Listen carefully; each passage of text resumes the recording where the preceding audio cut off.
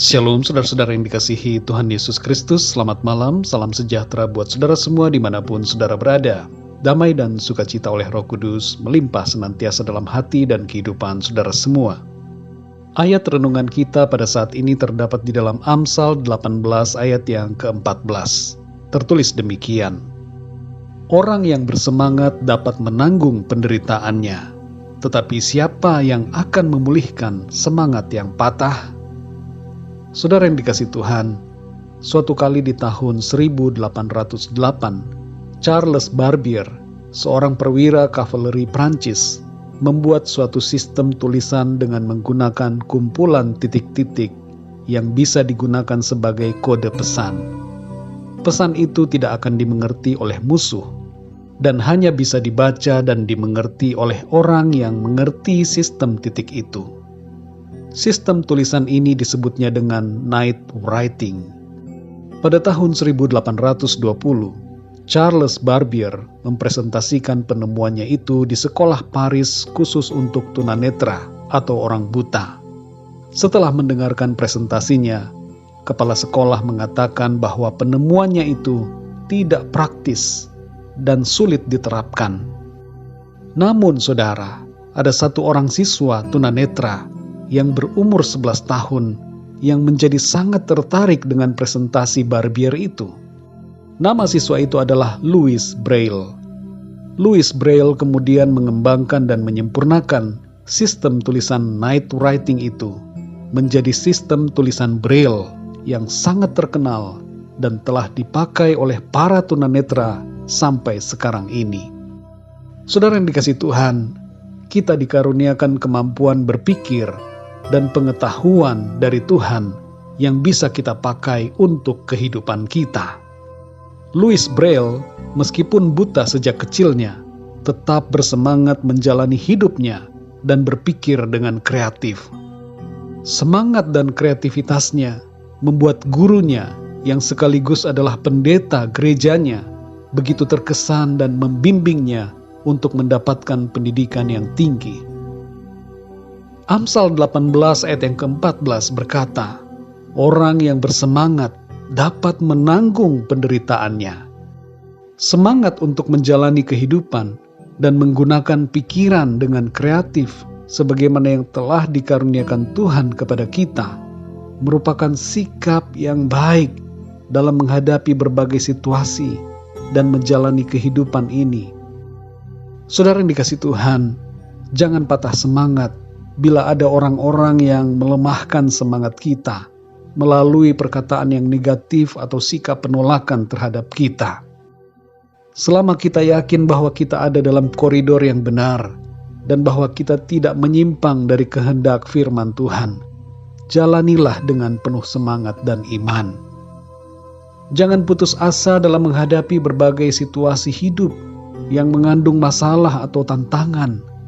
Selalu ada jalan keluar dari setiap persoalan, asalkan kita tidak putus asa dan memakai pikiran kita dengan hikmat Tuhan, serta bertindak sesuai dengan tuntunannya. Mari saudara, teruslah melangkah dalam sukacita, iman dan pengharapan kepada Tuhan. Tidak ada satupun yang dapat menghalangi atau menghentikan kita yang berjalan dalam pimpinan Tuhan. Kitab Nabi Sefanya pasal 3 ayat 17 berkata, Tuhan Allahmu ada di antaramu sebagai pahlawan yang memberi kemenangan. Ia bergirang karena engkau dengan sukacita. Ia membaharui engkau dalam kasih-Nya. Ia bersorak-sorak karena engkau dengan sorak-sorai. Saudara yang dikasihi Tuhan, ada Tuhan yang bersama dengan kita, yang memberikan kemenangan. Kita dibaharui kembali oleh karena Tuhan mengasihi kita. Dalam Ulangan 31 ayat 8 firman Tuhan berkata, janganlah takut dan janganlah patah hati. Inilah saudara yang menjadi kehendak Tuhan bagi kita, supaya kita menjalani hidup dengan semangat, tidak putus asa, tidak patah hati, tidak takut, tapi terus melangkah dalam iman, keberanian, dan percaya bahwa jalan di depan kita akan diratakan oleh Tuhan. Saudara yang dikasihi Tuhan, hiduplah selalu dalam semangat, dan melangkahlah dalam hikmat Tuhan.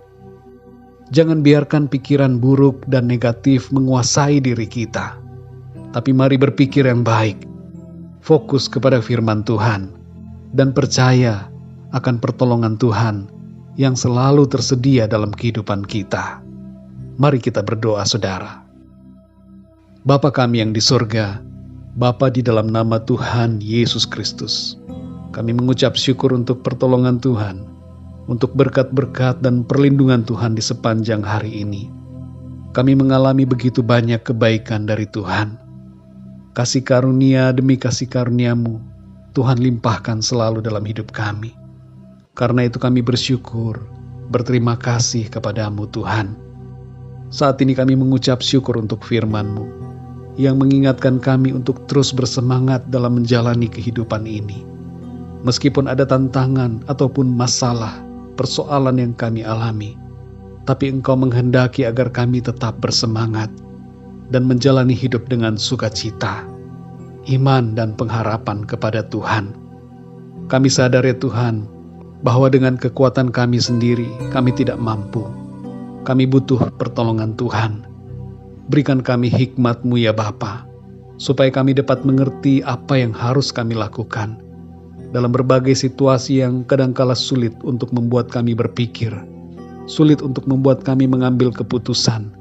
Tolong kami Tuhan, pimpin kami, berikan kami hikmat, karuniakan kepada kami pengetahuan, dan terangi hati dan pikiran kami. Terima kasih ya Tuhan, kami percaya tidak ada yang mustahil bagi Tuhan. Segala sesuatunya mungkin, karena Engkau adalah Tuhan, Allah yang berkuasa, maha kuasa, dan berdaulat atas segala sesuatu. Terima kasih ya Tuhan. Baharuilah ya Tuhan semangat kami, untuk kami terus dapat bersukacita, menjalani hidup ini tanpa keputusasaan, tapi terus melangkah dalam iman. Malam ini kembali kami mau beristirahat. Lindungilah kami ya Tuhan. Berkati tidur kami malam ini. Dan bangunkan kami kembali dengan kekuatan yang baru, dengan tubuh yang sehat diberkati Tuhan, untuk kami pakai melayani Tuhan dan melakukan segala aktivitas yang memuliakan nama Tuhan. Kami berdoa juga untuk setiap dari kami yang mungkin saat ini sedang mengalami masalah dan persoalan dalam kehidupan. Kami mohon intervensi dan kuasa-Mu Tuhan untuk memberikan pertolongan dan jalan keluar bagi setiap kami. Terima kasih ya Tuhan, kami bersyukur dalam nama Tuhan Yesus Kristus. Kami berdoa, haleluya, amin. Puji Tuhan, saudara yang dikasih Tuhan, saya percaya firman Tuhan menjadi berkat dan kekuatan buat saudara semua, dan Roh Kudus akan menolong saudara untuk lebih lagi memahami kebenaran firman Tuhan. Tuhan Yesus memberkati saudara semua. Sampai jumpa dalam renungan yang berikutnya. Haleluya.